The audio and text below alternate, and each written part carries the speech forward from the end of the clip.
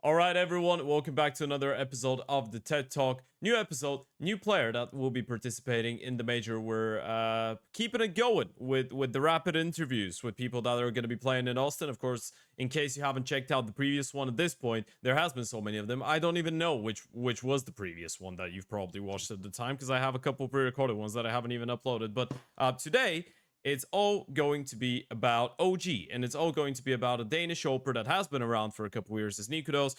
Really glad to have you on. Been wanting to have that conversation for quite a while. How have you been? hmm I've been good. Thank you for having me.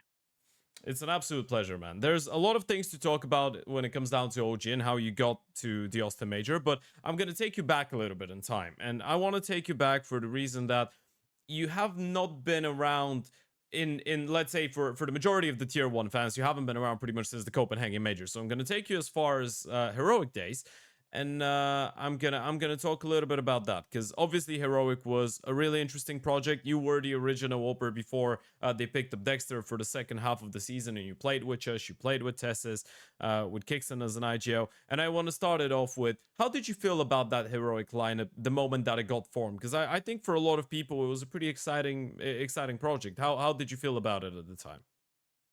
Honestly, I felt really excited. I felt like the roster had a lot of potential, Mm-hmm. having a star player nerds and then knowing how good teddcs and shoes are as CS players and like how much good stuff you hear about them from the Danish scene and stuff like that. So I had like a lot of potential. The only one I didn't really know much about was honestly kyxsan because I didn't know much about like his calling style and stuff like that, and I didn't really know any people that had really played with him. So he was the only big question mark for me, but I also think really highly of him, and I think he's a great IGL and caller. Could you elaborate a little bit of kyxsan now? Because obviously he's a little bit hotter now on the scene as he's the IGL of the Falcons, and everyone's been speaking so highly of him, Monacy included. What was your opinion overall on kyxsan as an in-game leader, and why do you think he is becoming now even more and more successful? I just think he has a good way of going into games and stuff like that. And the way he thinks about the game is good. I think he leans more towards the structured style of play, where he wants more like kind of set defaults and wants more like more goals going into rounds, stuff like that. But I think he does it really well, and that's like one of his strengths. Okay, and to round it out, because obviously we don't want to spend too much time talking about heroic here, but why do you think this heroic project didn't really fit for you? Because you did make it to the Copenhagen major. You played in Denmark in the first ever major in Denmark, which probably must have been a special feeling for you personally. Why do you think things ended the way that it did? Honestly, I think when you look like on the paper, then I was probably the easiest piece to switch, honestly. And I think I Hmm. clashed a bit in playstyle as well. That I'm not the biggest support player in the world. I like to get out there in the action, and I think the team wanted more of a support player on the up. A guy who like sits more back, throws more nades, and then Sure. gets into those clutches. And who is really strong in the clutches where I feel like I'm really good at opening up rounds and stuff like that. And I wanna, especially on T sides, I don't wanna op too much and stuff like that. I like being in the pack, just trading people, playing that like 4-1 kind of CS play style where you just go around in the pack and trade each other out, stuff like that. I wanted to ask you about that, by the way, and I'm really glad you mentioned that because that has always been one of the conversations around you personally and some other opers as well. That you prefer, especially T sides wise, handling the rifle, and a lot of the time you're gonna go aggressive and you want to take your own initiative. Is that something that you are talking with the team about before you join the team? Because from my perspective, for you joining Heroic, for example, I don't think it should have been a surprise for the team that this is your style, right? Is this something that you're having a talk with, let's say the IGO and the coach and everyone else with, as you're joining the team initially? Yeah, for sure. I mean, I had meetings before joining Heroic, especially with like Saul, for example, Hmm. talking about how I wanted to play the game. And I think he agreed with that way, but we just slowly transitioned into the other way of playing, which doesn't suit me that well. Like, obviously, I Sure. can do it, and I have to support as an AWPer in certain rounds, right? And I also do it in OG, of course. But I think we just slowly transitioned out of me being like more on the rifle and more going towards like the more supportive playstyle where I have to support other people. And honestly, I didn't really like that. So I think like the change on it was good, like for both parties. Okay. Okay. Then you go into another chapter, which I think is the one that a lot of the tier 1 people wouldn't really be aware of. It was the one where you joined the Gaming Gladiators. And for me, by the way, as a tier 2 commentator, that was a really exciting move because you and roeJ joined the team. It looked like a star-like Danish team in tier 2 Counter-Strike. Was one of your, what was it a main goal for you after Heroic to go back into playing fully Danish Counter-Strike? Because Heroic was obviously, you were constantly jumping between a Danish and international team, by the way. You started with the Copenhagen Flames, then you go into Fnatic, then Preezy, then Heroic, and then you go back to the Gaming Gladiators. Did you feel like you were just missing out on playing with countrymen? Yeah, that, and I think it was the best offer I had at the time. Mm-hmm. I had a few other like international offers, or like I mean, I wouldn't even call it offers. It was more like interest, like people want to have talks. But if I had to go down to another level, then I would definitely prefer playing on a full Danish lineup. And I mean, I saw a lot of potential in the team with me and roeJ back together, and I think the core of the old ecstatic roster did really good, qualifying for major and stuff like that. So I saw also a lot of potential in them. And honestly, I'm not sure why the project didn't end up going as well as I thought it would be, but I mean, it was still a good experience for me as well. I wanted to ask you about that, by the way, and I know you said you're not sure about it, but if we had to try and brainstorm, what do you think you could have done better? Because on paper, and I'm not talking about you specifically as a player, as a sole person, but the team in general. Because pieces wise, this lineup didn't look bad. It should have been even better than the previous ecstatic team, probably with you and roeJ bringing in a lot of experience. So why do you think this didn't work out? Because for those of the people that are watching that don't know, you spent around, let's say, half a year until the end of the calendar year, pretty much, with this team, and it Yeah, never felt like it clicked even for a single tournament. I think the biggest thing is when you like try to build a new team together in CS, especially like it's like how good like your playstyles mesh with each other, And I think Mm-hmm. it took us a long time to figure that out in Gaming Gladiators. I think towards the end it started getting better, but I think we're struggling as individual players putting up numbers, especially. I think we weren't like playing up to our full potential. And I think that's a really big thing, especially in CS2, where it matters so much on the individual player and their ceiling and their level of play in the official matches. Mm-hmm. But I think the main point is like how long it took us to get like to a point where we feel comfortable playing. Because I think the other guys from the old ecstatic core were more used to playing a structured style, where me and roeJ we're just used to doing like moving freely around the map and stuff like that. So when something clicks in our head, maybe it didn't click in theirs, and then when something clicks in their heads, it didn't click in ours. Mm-hmm. And then like suddenly you get this like almost uncontrollable play style where like it Sure. doesn't really there's not much connection between it.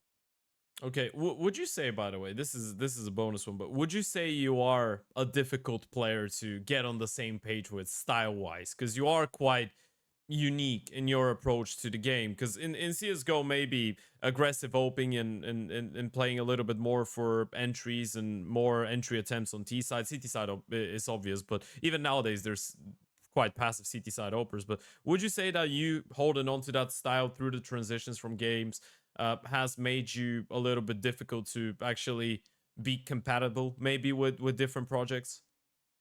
Honestly, I don't really think so because I think I tend to explain things, I would say in a nice way at least, that Okay. like I kind of make it make sense. Mm-hmm. So my teammates understand what I want from them and what I need from them. Because when I join a team now, obviously I'm gonna take a lot of space up as an AWPer, right? I need my space to work with. Mm-hmm. And I think especially in OG I'm getting that space and it's really nice. And I think the teams understands how I wanna play and they've really like accepted me as a player. And that also gives me a lot of confidence as a player.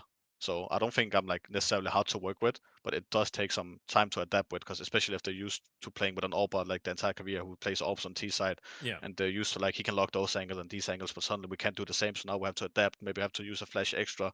Maybe we have to more double swing this angle stuff. It's simple stuff, right? You just have to adapt and get used to it. Okay, getting back to the roeJ topic a little bit, by the way, I want to give it a little bit of attention because you guys have a lot of history together, and obviously you've played together on 4 different teams. You've played over 750 maps together. How would you describe your companionship with him? Why did you enjoy playing with roeJ as much? Because obviously now he's retired, and this is a little bit sad. But we can still look at Mm. the last couple of years and maybe relive some of the good memories that you had together. Yeah, I mean, I think with roeJ, he was like my, how can you say it, like my biggest mentor in CS, I would Okay. say.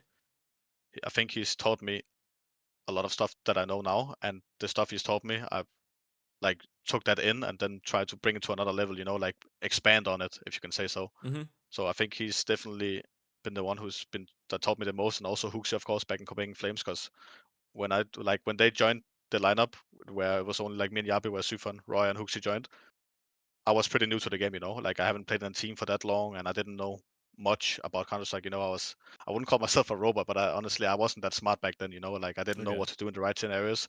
So we spent a lot of times, like after practice, looking around. Like they were like asking me questions: What should you do in this scenario? What should you do in this scenario? Like what do you think? They ask a lot about like what I think of the game. And that made me also think about certain scenarios. And playing all these years, you kind of gather all those experiences together, and then like the moments just click. You just know the right answers to the right scenarios. That's a really interesting one, and it actually it scratches me from the inside to go on a bit of a tangent now and ask about HooXi. What do you think about HooXi on Astralis? Do you think that if Astralis continues existing, HooXi could be the right fit for the job? I mean, I think they should have picked him up 6 months ago. Honestly, I Okay. think they were when they uh, when they were getting a new IGL, I really thought HooXi was going to be the one. I was honestly really surprised with the KDN move, Mm-hmm. especially because like they have device obviously, and I was like, is device gonna go back to rifle now? Is KDN gonna up? Is device gonna up? Then obviously I think device is the better individual player, so you shouldn't do anything that tanks his individual performance. So it only makes sense that KDN is gonna rifle. Mm-hmm. And it's not like KDN is a bad with a rifle, but I think like in the roles it doesn't really make too much sense in my head. Yes, you can bring out the double up, but economy management in CS2, like it's Yeah. gonna be hard to get that ball rolling. Yeah, sure, if you get some momentum, it could be really deadly. But I think they needed more of a player that's better at sacrificing themselves in a way. And I think HooXi is that guy. You'll never see HooXi like taking a gun over one of his other star players. Honestly, like he will drop Mm-hmm. that gun. He will jump with a Mac 10 stuff like that. So I think he's a right fit for that lineup because they have a lot of good players and they just need to get activated. And I think HooXi can bring that out in them. Okay. Okay. This is this was, as I said, just a quick tangent, but as you mentioned the name, it's a bit of a hot topic. I wanted to hear your opinion on it. Mhm. We go back to the Gaimin Gladiators. Obviously, you say things didn't work out. You guys decide to part ways at the end of the year. One thing that I wanted to ask you about in that time period, because you didn't join OG immediately, right? You spent a little bit of time as a free agent before you started trialing out and it initially just standing in for OG. Uh, as you said, when you joined Copenhagen Flames, you weren't that, let's say, old to the game. You weren't the most experienced guy on the block. Mhm. Copenhagen Flames success was pretty instant, at least from your perspective, right? You didn't spend too many years grinding in tier 2 before you made it to the majors No. and the playoffs. Then you go to Fnatic. You spend around a year, then for a couple months in Preezy, then again like half a year on Heroic. So one thing that I've noticed as a trend in your career is that you don't seem to stick around for too long, whether it be for a good or a bad reason, right? Things either work out really quickly or don't work out really quickly. Why do you think that is? Why do you think you haven't been able to stay on the team for too long? Is that something that you were thinking about maybe after your time on the Gaimin Gladiators? Think when I was in Flames and both Freezy, I was at a high level of individual like skill, and Mm-hmm. teams wanted to pick me up. So at that moment of time, I have a like high level of confidence, and then I go into tier 1, where obviously it's obviously harder than playing in tier 2 and playing online, and there's more pressure on the lane games. But I think for myself, I've been pretty disappointing in those adventures, like in Fnatic and Heroic especially. I think I could have done much better, especially on just when you look at individual and like if you take eye test, like how I played the games, stuff like that. Like I can play much better than I have done at those Mm-hmm. things. So after those adventures and 10 years in those teams, like it becomes hard on the mental, when you get kicked from Fnatic and you have to go back down and grind, it gets really hard on the mental. And same with Heroic, like especially because it's the second time, like honestly, you start to doubt yourself a little bit. Like you start to think about, am I really good enough? Can I make it? And then I think about my highs, and then obviously I think that I can make it at a level. I am good Sure. enough. I just need to find some consistency at that level. So I think that was my biggest struggle. Never finding consistency at the highest level. What were the main things? Because you say that you weren't good enough for yourself for your own standard. What were the main takeaways that you took after your times on both Heroic and Fnatic, respectively? What are the things that, as of right now, let's say we're back a couple months before you joined OG, but the things that you felt you learned over those years that did make you a better player and someone that was able to control their confidence a little bit more in themselves? I think number one thing is for sure how I treat myself in a team. I Mm-hmm. think when I went up to the higher levels, I ended up taking a step back taking a step back and let like other players step up. Okay. Where when I go down to the lower teams, I act more like a star player, and that's the Mm-hmm. one thing I've taken with me is that I'm the AWPer. I am a star player, I need to perform. I have the most expensive gun in my hands, I need to take up space. I need to help my team, stuff like that. And also being like more like having like I wouldn't call it an ego, but like taking more what's called responsibility in a team. Responsibility, yeah. And I think I did a bad job at that in both Fnatic and Heroic, for example, Mm-hmm. where I don't feel like I took enough space. And honestly, I don't really like it's only on me, this Sure. is my own thing. Like I have to say that to the team. Like how are they gonna know if I'm not saying anything, for example, right? So I think that's number one thing I've taken with me is like take up more space, because the team needs it, right? What is, because I think this is a good moment to give a little bit of advice. I like doing that, especially with guys like Mm, yourself that have had I want to say a plentiful amount of experience and a lot of ups and downs. Obviously on an upward trajectory happily right now, but what is the advice that you would give to young opers that might not necessarily just smash it from the very get-go and might have to go through some ups and downs and might be struggling with confidence? I mean, yeah, number one thing as an AWPer is having confidence. It doesn't matter if you're 20-0 or 0-20. You have to play the same way. Hmm.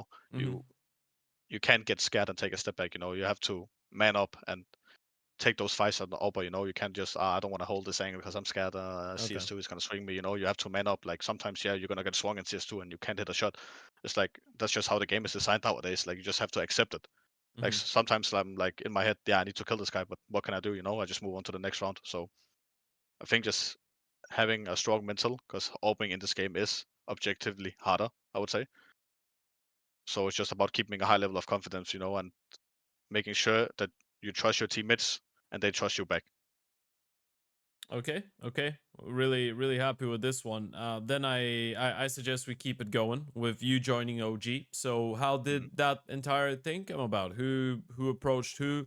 What were your first impressions, thoughts on potentially getting involved with this project? I mean, I think it all started with OG wanting to change the over, and then I think my name got put up there. I'm not sure by who. I think mainly by the other Danish guys in the team, I guess, because Okay. I've been playing a lot of face with Boss, and we're pretty good friends, stuff like that. So I could imagine he was one of the guys who put up my name pretty fast. And then like OG reached out to my agent. I think also before that my agent also reached out to OG. I'm honestly not sure how it works. I give my agent Robo a lot of space to do his thing. Okay. Like I don't like to think about the stuff outside of CS. I just let him Hmm. do his thing. Stuff like that. So yeah, I mean they told me they wanted me to on a trial basis, and honestly I'm completely fine with that because I have a lot of confidence in my own level of play. So I'm like, if they put me up against another AWPer, then like made a better man win. It's up to how I perform. Look, I don't really overthink it, stuff like that. So I was completely fine with the trial. So I just got in, couple days practice, played a couple of officials, and they decided to go with me, and I'm really happy about it.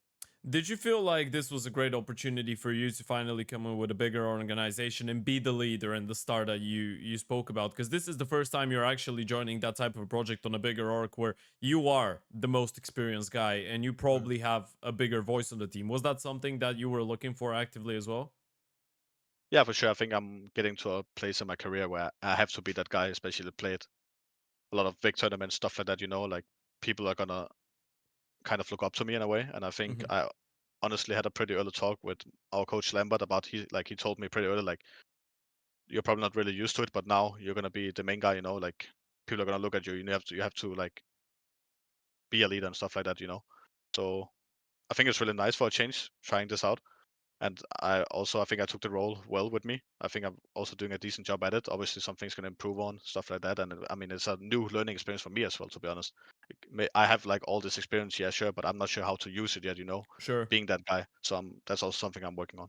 Is this something that you're working on actively alongside Lambert? Because I think this is always going to be an interesting conversation, especially for coaches like himself that have been around the Counter Strike community obviously for a little while, and he was playing on the French scene as well, but never part of the tier one space. So, is that something that he's helping you with? Could you give us a brief introduction to what exactly Lambert does to the team, and what do you think of him as a coach, and maybe how you would compare him to some of the other coaches you've worked with before? I think one of the best features Lambos had is he is not scared to get. I wouldn't. I mean, angry is the wrong word, but he's not scared to like raise the concerns in the team. Okay. I think he's good at being the bad guy. I would say. in a way Speak the that like uncomfortable truth. yes, exactly. And I think Okay. that's really important. I feel like without giving up too many names, that I think in my past coaches that some coaches have had a hard time doing that. Being the bad guy and like giving the somewhat harsh critics. But Lambert just says it how it is. Like you guys need to fucking step up. Hmm. Like now we need to fucking play better and stuff like that. He's not scared of. Excuse my swearing, but he's not scared of saying that stuff, and I really appreciate that from him. And me and him have been working a lot about like what I have to say to the other guys. And yeah, I mean we're just working a lot of things together, and I think he's a great coach. How would you describe kyxsan as an in-game leader? Because I think this is a really interesting conversation. I, for one, am a big fan of the young, small, big man.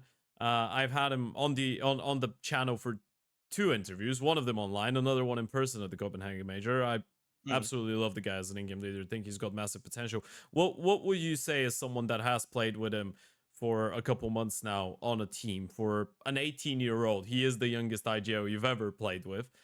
Do you feel like he's doing a good job? Could you see the potential in him to potentially one day lift big trophies?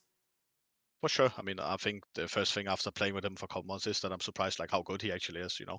Like I didn't maybe I had too low expectations coming into the team, considering that he's so young and hasn't been leading for that long. I mean, I think also his like I mean, I would call them achievements speaks for themselves that he did pretty good, I would say, on the Mouse and XT roster. Yeah. They got us some pretty good results. And I mean, I think they just did good, like slowly rising up, and that just shows how he is. Like works on the small problems and goes slowly up, stuff like that. So I think he has a lot of potential, and I think me and him also has a like good partnership together. I think he really values my opinion, and that and makes me feel respected. And then obviously I'm gonna give him back the same respect, and listen to his opinions. So I think in that way we work really well together. Okay, and what are we thinking about Spook? Because I think one of the main concerns for a lot of people going into this project was that all the pieces individually look really good, but I think a lot of people have had difficulties with identifying who the number one star should be. If it's not you, obviously on the AVP, but in terms of the rifles, is Spook the guy that people should be looking out for now, especially going into the major as well? Yeah, for sure. I think he's one of the best individual players I've ever played with. Honestly, Okay. yeah, I think he's really mechanically skilled, and he has a good way of reading the game. I Hmm. think his job is more to look at stuff like micro based, like he has to counter people in his position micro based because he is, as you said, our number one aggressive guy in the team, Hmm. like next to me, of course, and especially on T sides, right? He's more in center than I am, honestly, because we set up a lot of plays around him. He has to do his thing, we have to give him space to do his thing. So I think he's also doing a really good job at that and taking that responsibility. And then we also work really good together. We play a lot of CT sides together where we have a pretty good partnership, I would say. We have a good understanding. I think he gives me the space I need on CT, and I think he's good at adapting to what I want to do as well. Like picking up of like if I say I want to do this, then he picks up. Okay, I will do this to help you and stuff like that. Like I think that way we like ping pong well together. I am really glad you mentioned the fact that Spook is your number one aggressive player because I think there's a really interesting conundrum with this team, really interesting predicament with OG right now. You have an in-game leader that is really proactive, and obviously he's been an AWPer before, he's been an entry, he's been a lurk, Kristen has Of done it course.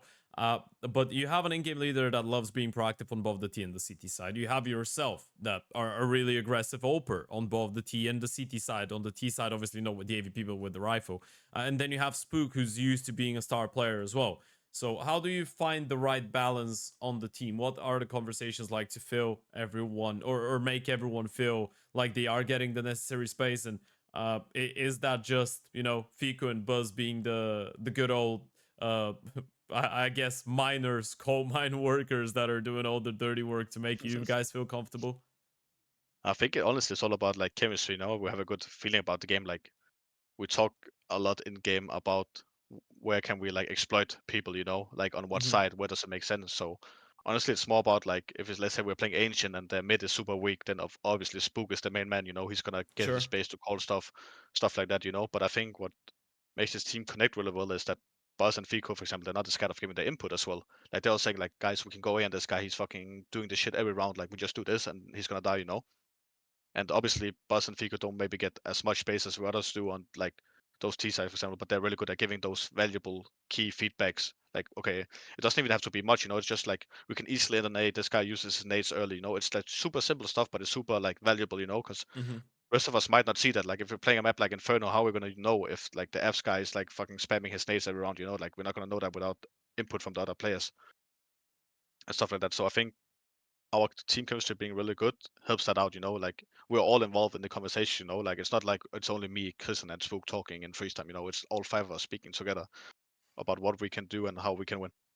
It kind of sounds like you have found the perfect formula for success. And I guess a good example of you being on the right track was the MRQ. Now, for again, for people that don't know, you went into the MRQ, probably is one of the teams that a lot of the guys following the tier 2 space expected to do well, but not a lot of people, I think, expected you to just slay it in the way that you did in a 3-0 fashion, right? You take down Astralis, you take down 9 Pandas, and then you take down Metizport in a BO3 matchup to qualify, which were all really good results. How did you feel going into the MRQ? What do you feel? Do you feel like you guys did any special prep? Do you feel like you changed anything to upset people, or things just seem to work out?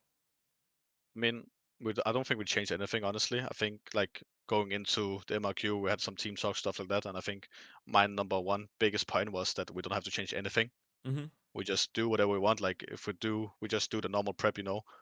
Whatever we do, 1, 2 maps, it doesn't matter. We just do our normal prep we've been doing. If like we treat it like it was a normal online CCT Hmm. match. And that's how you should do. You shouldn't change anything. You should build on your routines and stuff like that. So, but I was also joking with the boys that I mean we already went 3-0 before the event even started. And I mean I'm happy it went that way, not the other way around. Was there a little bit of a, I don't know, countryman? I guess may rivalry when you were playing against Astralis? Was that an extra motivation? Because OG is an international team, but in its core, it's a Danish team. I mean, you have three Mhm. Danes, right? So when you went up against Astralis and beat them, did that one feel special for you in a way? I mean I think you always like those extra percentages turned like more fired up, Okay.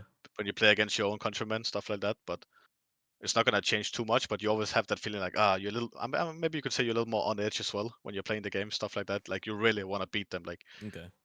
you just get that extra fire inside you. Okay, and for the bigger picture now, focusing on the major a little bit, you are going back to a major for the first time since Copenhagen. You missed out on the one in Shanghai, but now you will be in Austin and you will be playing. Are you excited about it? And how do you feel like this time could be different to some of the previous majors that you've played? Because again, now you are the most experienced person on the team. So, how are you feeling about the entire team atmosphere and maybe your role on the team going into the event? Do you feel like you need to put in a little bit more work in terms of putting everyone in the right mind space? I mean, of course, I'm really excited for the major, and I think it's yeah, we have 3 new players going into the major, like Spooke, Buzz, and Kristen's first major. Yeah. Only me and Fico has played before, so I think it's also extra special for them going into their first major. Of course, it's special for me as well, right?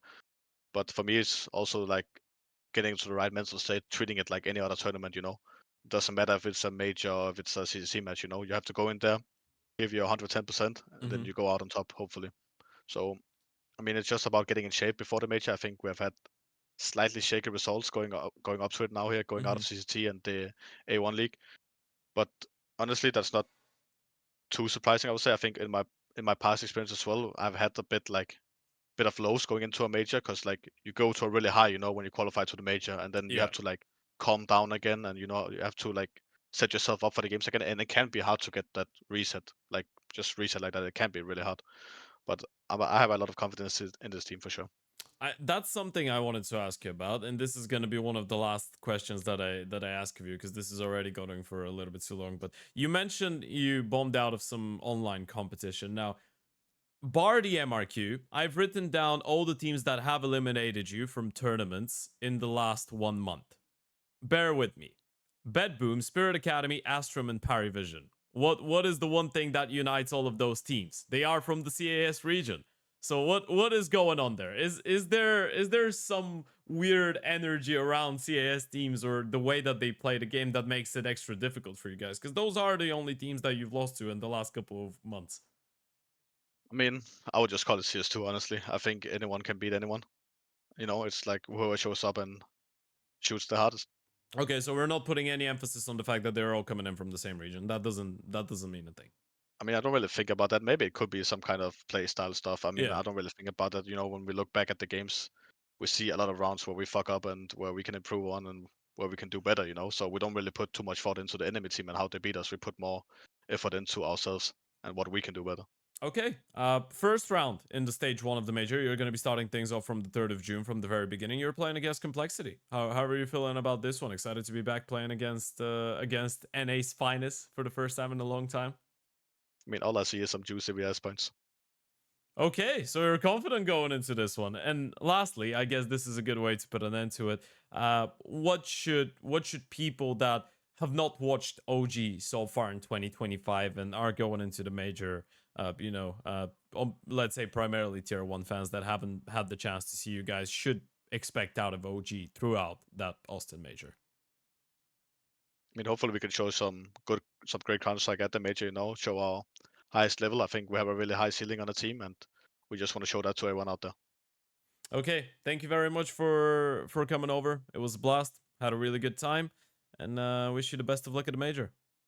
Thank you. And thank you for having me. It was a pleasure.